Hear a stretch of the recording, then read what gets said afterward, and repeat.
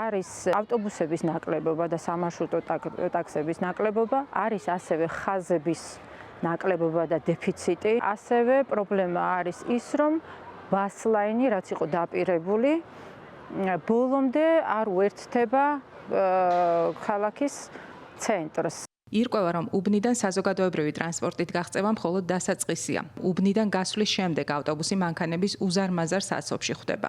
ადგილობრივები იმ დაპირებებზე ყვებიან, რომლებიც მათ უბანში ალტერნატიული ტრანსპორტის გაჩენას უკავშირდებოდა.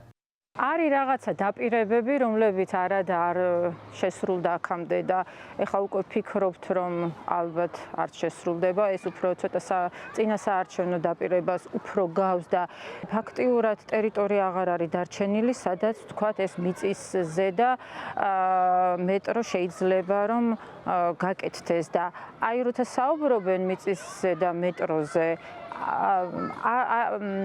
არაზუსტებენ საკითხს, ძალიან ბუნდოვნად საუბრობენ. რაც გვაქვს ეს საზოგადოებრივი ტრანსპორტი, ავტობუსები და სამარშრუტო ტაქსები, ეს მაინც იყოს მოწესრიგებული. იყო დაპირება, რომ გაკეთდებოდა დიდიღომში 10 დერეფანი.